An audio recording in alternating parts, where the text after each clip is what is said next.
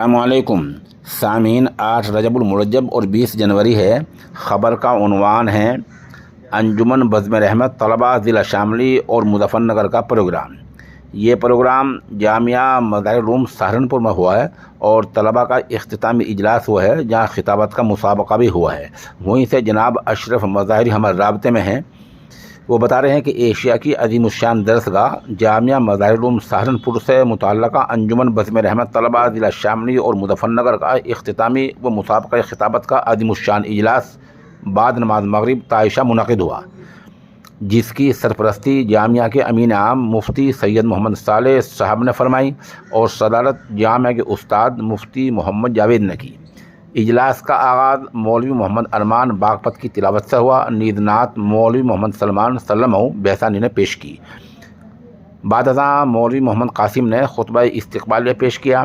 مسابقہ خطابت کے لیے متعین کیے گئے 3 مضامین فتنہ ارتداد کے اسباب اور اس کا تدارک میں اول پوزیشن مولوی محمد احمد غازی آبادی نے حاصل کی۔ نمبر 2، مدارس اسلامیہ کی عظمت و اہمیت میں اول پوزیشن مولوی محمد صدام بہسانوی نے حاصل کی۔ نمبر 3، معاشرے میں جہیز کی لعنت سے متعلقہ مضمون پر مولوی محمد ندیم موی نے اول پوزیشن حاصل کر کے کامیابی حاصل کی۔ اس موقع پر بطور حکم جامعہ کے نائب مفتی محمد بشیر احمد صاحب نے طلبہ کو ان کی صلاحیت کے پیش نظر نمبرات دیے۔ اس کے بعد انجمن کے سرپرست مفتی محمد جاوید صاحب نے مطالعہ نیز مستقل کوشش کرتے رہنے پر توجہ دلائی۔ آخر میں انجمن کے صدر مولوی محمد اشرف مرتضیٰ نے اجلاس میں شرکت کرنے والے مہمانوں کا شکریہ ادا کیا۔ مسابقہ خطابت میں مفتی محمد انیس نے حاضرین کو مخاطب کرتے ہوئے کہا، تمام شرکاء مسابقے نے بہترین انداز میں پروگرام پیش کیے ہیں۔ اس موقع پر جامعہ کے استاد مفتی محمد اسجد، ادھر خلیفہ مجاز حضرت مولانا سنسار پوری خلیفہ مولانا ساجد حسن مظاہری دامت برکاتہم، مولانا محمد معاویہ، مولانا محمد راشد گورکھپوری، مولانا محمد جنید، مولانا سلیم احمد، قاری احمد ہاشمی، قاری مسعود احمد، ڈاکٹر انعام الدین، حافظ محمد گلشیر، حافظ محمد سلمان، حافظ عبدالرحمن، حافظ زکریہ وغیرہ نے شرکت کی۔ تو وہ لوگ یہ کہیں گے کہ شاید یہ سارا کا سارا قرآن کا ترجمہ کرنا ہے کہ انسان کشتے دارے گردن پر تطابق امتاب ہوا کہ نہیں، وہ والی بات رہے گی۔ بہت سی دفعہ عام لوگوں کے ساتھ عامیانہ لہجہ اختیار کرنا پڑتا ہے، بہت نیچے اتر کر ان سے بات کرنی پڑتی ہے۔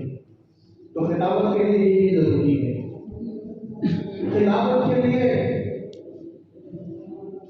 بنیادی طور پر 3 باتیں ہیں۔ ایک تو جس موضوع پر آپ گفتگو کرنا چاہتے ہیں اس موضوع کی معلومات آپ کے پاس ہونی چاہیے۔ موضوع پر آپ کو قدرت ہونی چاہیے۔ مثلا آپ کو بات کرنی ہے مذہب اسلام کی حقانیت پر، آپ کو بات کرنی ہے محاسن اسلام پر، اسلام کے کمالات پر، آپ کو بات کرنی ہے اسلام پر کیے جانے والے شبہات کے دفاع پر، تو آپ اس موضوع پر جب تک اچھی طرح معلومات حاصل نہیں کر پائیں گے تو کیا بات کریں گے، کیا خطابت کریں گے آپ؟ تو موضوع پر قدرت ہونی چاہیے۔ موضوع پر قدرت کیسے ہوگی؟ موضوع پر قدرت ہوگی مطالعے سے، وسیع مطالعے سے۔ مطالعہ خطابت کی ریڑھ کی ہڈی ہے، مطالعے کے بغیر خطابت کھڑی ہی نہیں ہو سکتی۔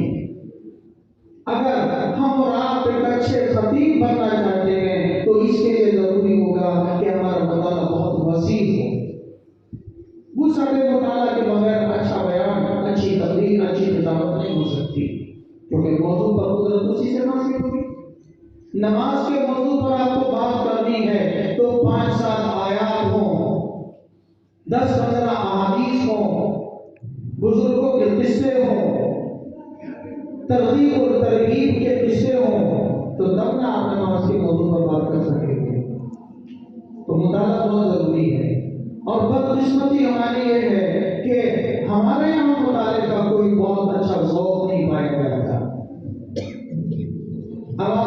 چھٹیاں ہوں گی، اب تو آپ درسی کتابوں میں مصروف ہیں، امتحان میں مشغول ہیں، اب آپ کی چھٹیاں ہوں گی، 2-2.5 مہینے کا وقت آپ کو ملے گا، یہ وقت آپ کا ایسے ہی گزر جائے گا۔ اس وقت کو منظم کیجئے اور عہد کیجئے، کم از کم اس 2-2.5 مہینے میں مجھے 10 اچھی کتابوں کا مطالعہ کرنا ہے۔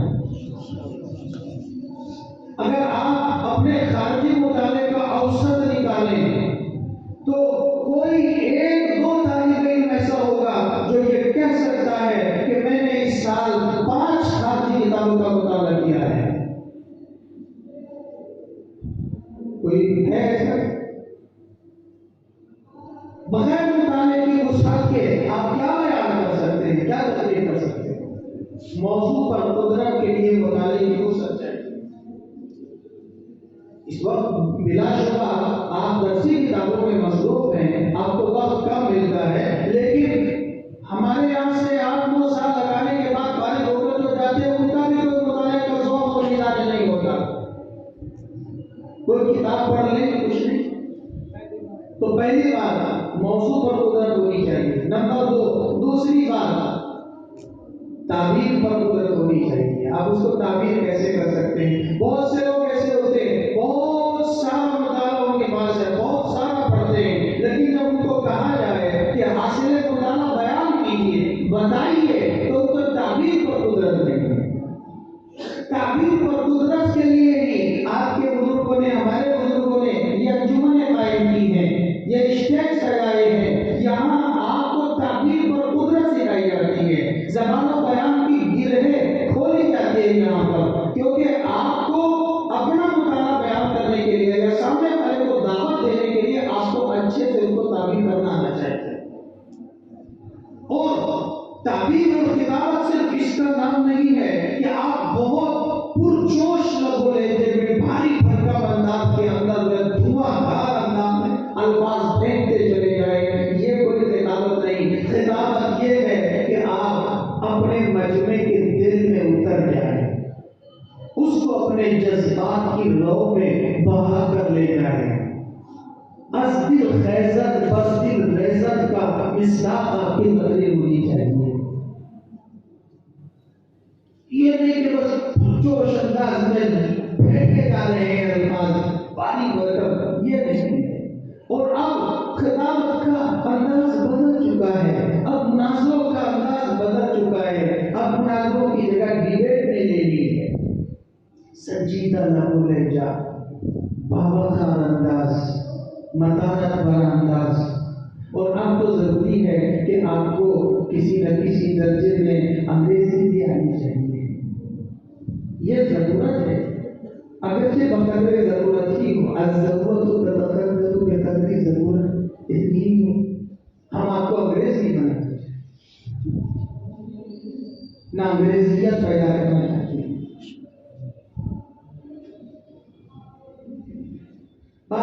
تعبیر پر قدرت ہونی چاہیے، موضوع پر قدرت ہونی چاہیے، تعبیر پر قدرت ہونی چاہیے۔ اور تیسری چیز، جس زبان میں آپ بات کرنا چاہتے ہیں وہ زبان بھی آپ کو آنی چاہیے۔ ہندی میں کرنا چاہتے ہیں ہندی آنی چاہیے، انگریزی میں کرنا چاہتے ہیں انگریزی آنی چاہیے، اردو میں کرنا چاہتے ہیں تو اچھی اردو بھی آنی چاہیے۔ بدنصیبی ہے ہماری کہ ہم کو اچھی اردو بھی نہیں آتی، نہ اچھی اردو لکھنا جانتے ہیں نہ بولنا جانتے ہیں۔ ہم اپنی بات کرتے ہیں، آپ یہ نہیں کرتے۔ خط لکھ لیجیے، ہم لوگ امتحان کے پرچے چیک کرتے ہیں کہ بچوں والے ششوں والے خط لکھ لیجیے، ماشاء اللہ سبحان اللہ،